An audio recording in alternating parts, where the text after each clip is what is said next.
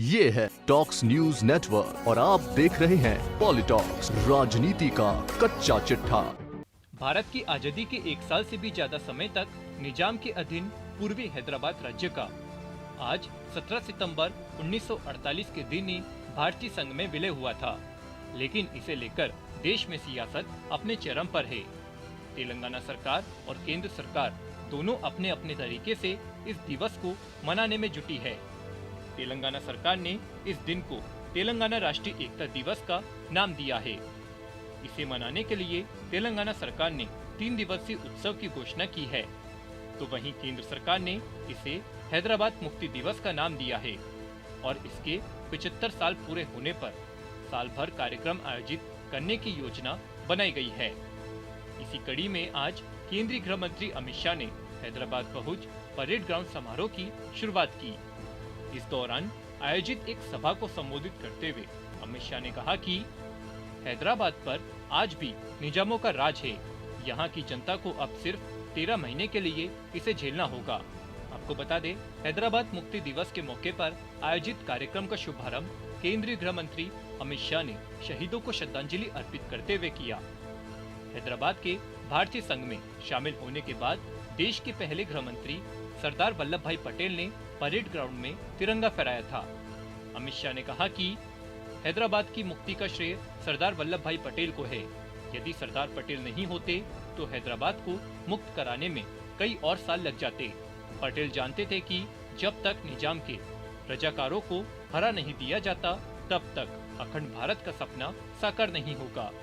सत्ताधारी party TRS पर निशाना साधते हुए अमित शाह ने कहा कि सालों के बाद यह क्षेत्र में एक मांग थी कि हैदराबाद मुक्ति दिन को सरकार की अनुमोदना के साथ मनाया जाए, मगर दुर्भाग्य की बात है 75 साल चले गए।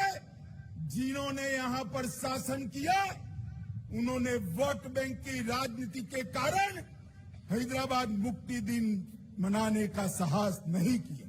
वादे तो अनेक लोगों ने किए, चुनावों में वादे किए, आंदोलनों में वादे किए, मगर सत्ता पर आते ही रजाकारों की भय से पलट गए। आज मैं भारत सरकार के प्रधानमंत्री नरेंद्र मोदी जी को लाख लाख बधाई देना चाहता हूं, जिन्होंने निर्णय किया कि हैदराबाद मुक्ति दिन को मनाया जाएगा।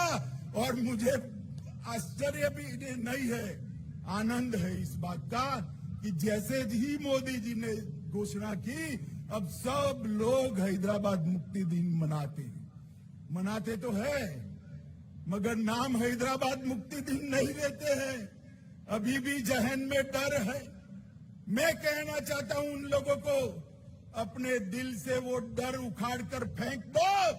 अब रजाकार इस देश का निर्णय नहीं कर सकते।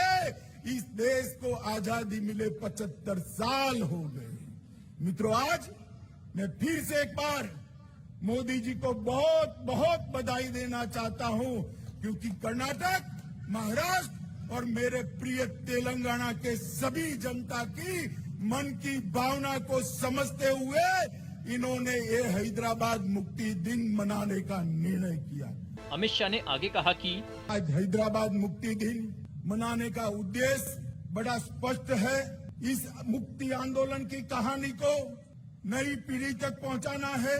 मुक्ति संग्राम के नामी अनामी अनेक योद्धाओं को, शहीदों को जनमानस में पुनर्जीवित कर नई पीढ़ी को देशभक्ति की लौ जगानी है।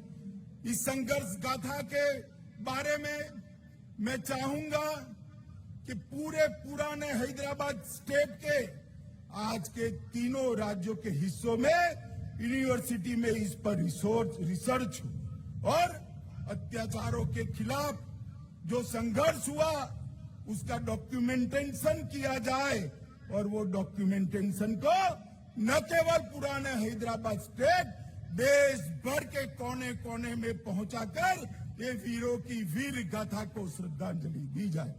हमारी नई पीढ़ी में देशभक्ति की भावना इससे पुनर्जीवित होगी और जिन्होंने भी देश के लिए सब कुछ न्यौछावर किया है वो उनके सम्मान के अधिकारी है, उनको अधिकार मिलेगा। पॉलिटॉक्स ब्यूरो, दिल्ली। ये है टॉक्स न्यूज नेटवर्क और आप देख रहे हैं पॉलिटॉक्स, राजनीति का कच्चा चिट्ठा।